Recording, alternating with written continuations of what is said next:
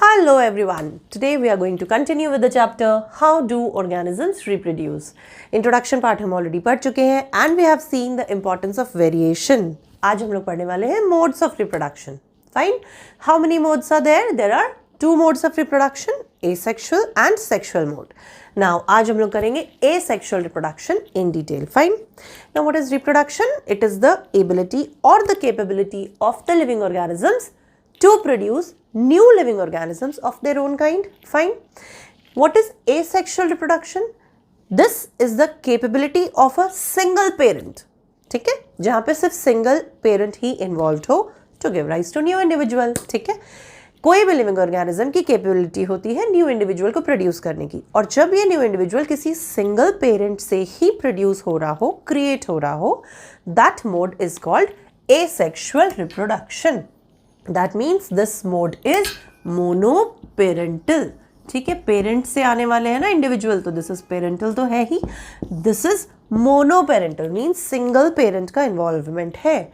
ठीक है, नाउ इसमें जो रिप्रोडक्टिव यूनिट है यानी जो रिप्रोडक्टिव सेल्स है, ये बॉडी का कोई भी पोर्शन हो सकता है. दैट इंडिविजुअल की बॉडी की किसी भी पोर्शन से न्यू इंडिविजुअल क्रिएट हो सकता है. ठीक है, the size of the reproductive cell it varies, it ranges from the complete body. That means पूरी की पूरी बॉडी भी इन्वॉल्व हो सकती है रिप्रोडक्शन में, and it ranges from the whole body to a small fragment of the body. ठीक है, उस बॉडी के एक छोटे से फ्रैगमेंट से भी न्यू इंडिविजुअल प्रोड्यूस हो सकते हैं. दैट मीन्स कि बहुत सारे टाइप्स हैं इसमें भी, एसेक्सुअल रिप्रोडक्शन में भी बहुत सारे डिफरेंट टाइप्स हैं.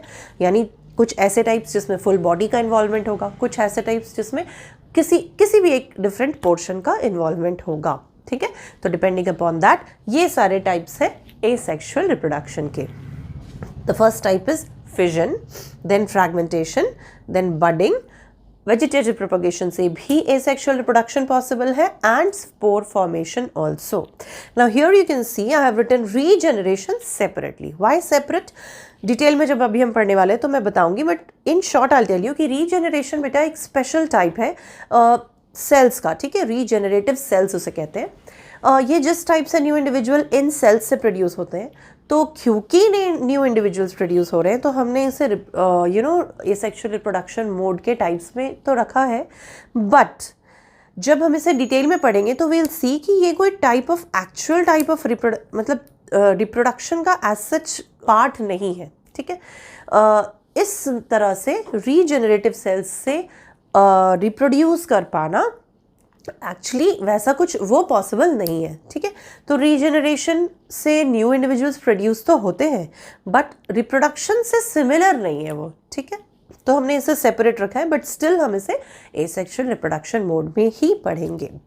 Now asexual reproduction does not mean कि ये मोड सिर्फ यूनिसेलुलर ऑर्गेनिजम्स ही शो करते हैं. No, some very simpler forms of multicellular organisms, fine, जिनकी बॉडी बहुत कॉम्प्लेक्स नहीं है, सिंपल बॉडी फॉर्म है, वैसे मल्टीसेलुलर ऑर्गेनिजम्स भी दिस मोड ऑफ रिप्रोडक्शन ये मोड शो करते हैं. That means they reproduce asexually. And vegetative propagation में तो हम लोग देखेंगे कि प्रॉपर जो प्लांट्स होते हैं उनके भी कुछ बॉडी पार्ट्स, जैसे बॉडी पार्ट्स इन सेंस कि रिप्रोडक्टिव पार्ट्स को छोड़कर, जैसे स्टेम हो गया, रूट एंड ऑल, ये इन बॉडी पार्ट्स को यूज़ करके भी एसेक्सुअल रिप्रोडक्शन पॉसिबल है.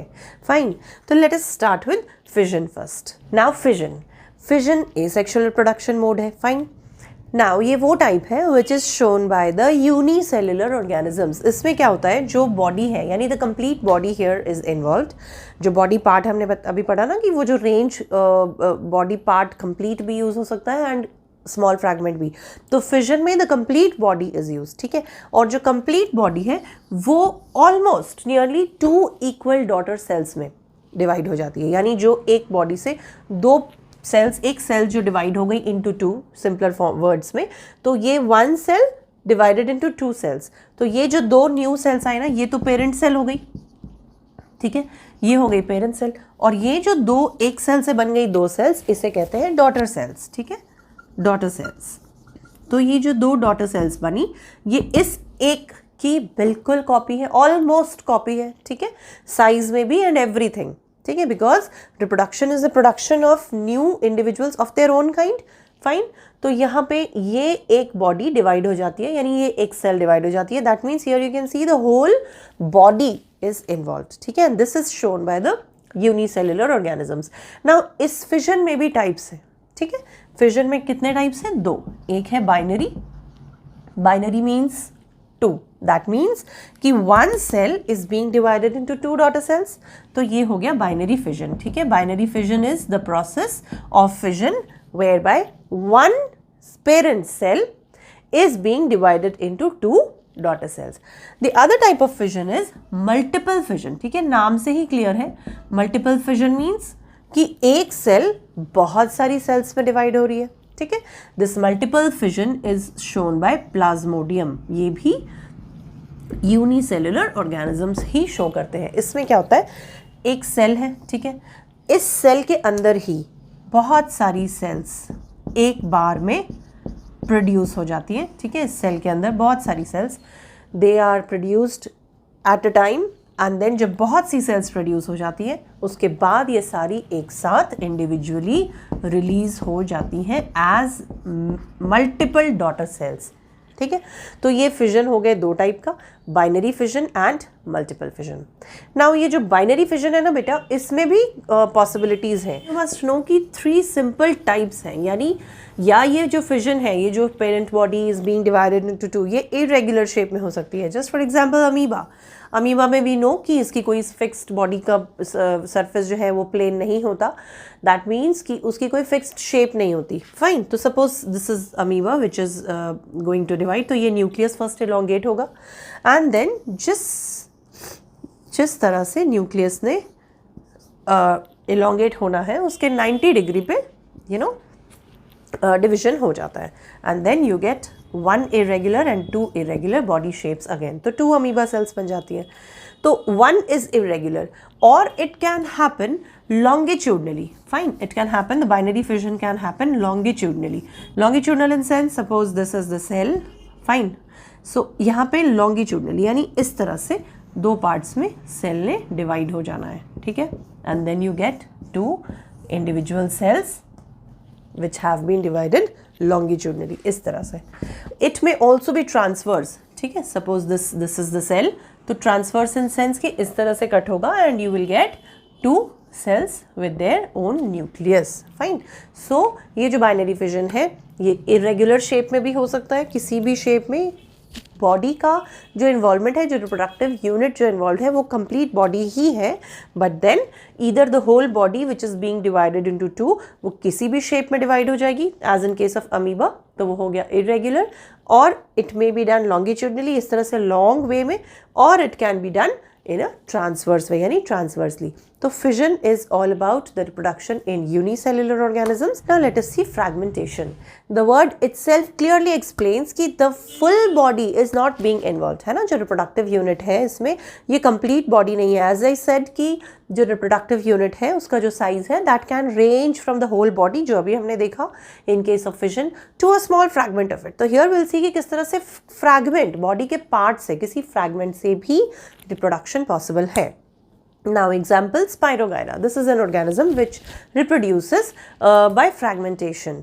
क्या है fragmentation? जब जो organisms इस mode से reproduce करते हैं, जब वो organisms mature हो जाते हैं, तो on maturity इनकी body fragments में divide हो जाती है, ठीक है, cut हो जाती है इनकी body fragments में। Suppose this is the body, okay, this is the body of the organism, this is a simple multicellular organism, suppose this is the body of the organism। जब ये बॉडी मेच्योर इनफ हो जाती है then it is cut, ठीक है, ये इस तरह से डिवाइड हो जाती है, यानी एक पोर्शन ये हो गया, the second portion is this and the third portion is this, ये 3 पार्ट्स में बॉडी कट होके डिवाइड हो जाती है, fine. You can see here ये पोर्शन अलग हो जाता है, this portion has been separated and ये पोर्शन। नाउ ये हो गए 3 सेपरेट फ्रैगमेंट्स, ठीक है, ये 3 फ्रैगमेंट्स हो गए। Now each fragment has the capability to give rise to a new individual. Now this fragment has the upper body part, ठीक है, ये portion है, it needs to develop this portion, this part of the body. So ये इसके पास capability है कि ये इतने से portion से, ठीक है, ये कंप्लीट बॉडी पार्ट डेवलप कर सकता है. This part needs to develop the upper portion as well as the lower portion. तो ये भी डेवलप करेगा into this complete body. And similarly इस पोर्शन को कंप्लीट अपर पोर्शन डेवलप करने की ज़रूरत है, तो ये भी complete over upper portion develop करेगा. एंड एक इंडिविजुअल से 3 फ्रैगमेंट्स मिले और हमें मिले 3 individuals. Fine. So on fragmentation mode में ऑन मेच्योरेशन द ऑर्गेनिज्म जब वो मेच्योर हो जाता है तो उनकी बॉडी फ्रैगमेंट्स में कट हो जाती है. And each fragment has now got the capability to develop into new individual. तो जितने भी fragments में body cut होने वाली है उतने न्यू इंडिविजुअल्स प्रोड्यूस होने वाले हैं. तो ये पॉसिबल है लोअर मल्टी सेल्यूलर ऑर्गेनिजम्स में. बट हायर ऑर्गेनिजम्स में ये चीज़ पॉसिबल नहीं है, कॉम्प्लेक्स ऑर्गेनिजम्स में भी, क्योंकि कॉम्प्लेक्स ऑर्गेनिजम्स में बहुत सारे ऑर्गन्स होते हैं, है ना. एक न्यू इंडिविजुअल कैसे प्रोड्यूस होता है, उसके पास जब न्यू इंडिविजुअल बनता है हायर मल्टी सेल्यूलर ऑर्गेनिज्म से फॉर एग्जाम्पल ह्यूमन बींग्स, तो हमारे पास बहुत सारे ऑर्गन्स हैं. हर ऑर्गन में जो भी सेल्स हैं वो स्पेशलाइज्ड है for function of that particular organ. Liver cells हैं तो वो सिर्फ लिवर के फंक्शन को ही परफॉर्म करने के लिए स्पेशलाइज्ड है. किडनी सेल्स किडनी का फंक्शन करने के लिए स्पेशलाइज्ड है. तो ऐसे ऑर्गेनिजम्स के पास एक डिफरेंट सेट ऑफ सेल्स है जिन्हें रिप्रोडक्टिव सेल्स कहते हैं.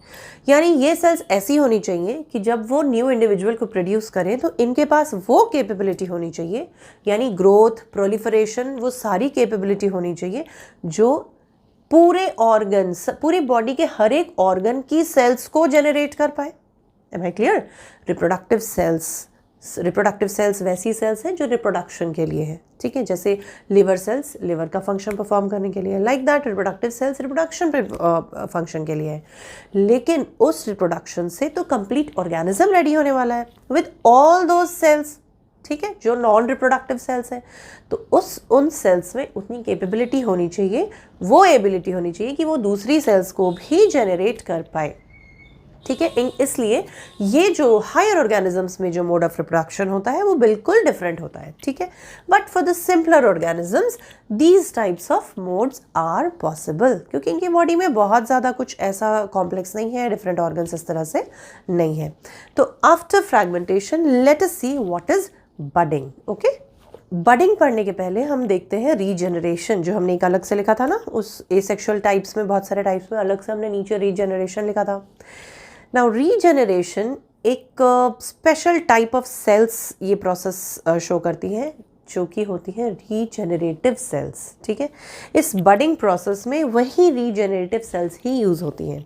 नाउ रीजेनरेटिव सेल्स एक स्पेशल टाइप ऑफ सेल है जो जिनके पास कैपेबिलिटी है प्रोलिफरेट करने की और बहुत सारी सेल्स बनाने की. ठीक है, इसमें क्या होता है, समहाउ अगर कुछ ऑर्गेनिजम्स में कैपेबिलिटी है कि अगर उन्हें बहुत सारे पीसेस में कट कर दिया जाए, सपोज एग्जांपल के लिए हाइड्रा, प्लानेरिया, ये 2 एग्जांपल्स हैं. इनकी बॉडी को अगर आप n नंबर ऑफ पीसेस में कट कर दो तो जितने नंबर ऑफ पीसेस में आप उनको कट करोगे ना उतने number of new individuals produce हो जाएंगे.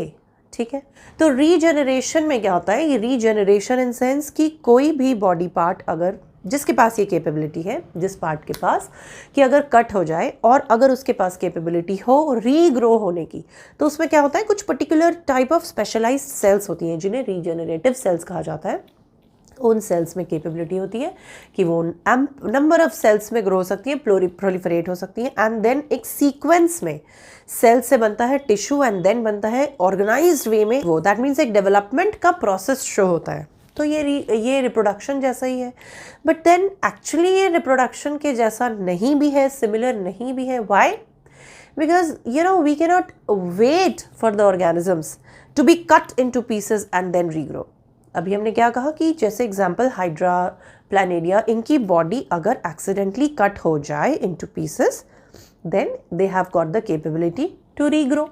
बट सिर्फ ये मोड यानी इस टाइप से अगर रिप्रोडक्शन सिर्फ पॉसिबल हो पाता इन ऑर्गेनिजम्स में, देन उनको वेट होल्ड करना पड़ता कि उनकी बॉडी कभी एक्सीडेंटली कट हो और फिर रीजनरेट हो.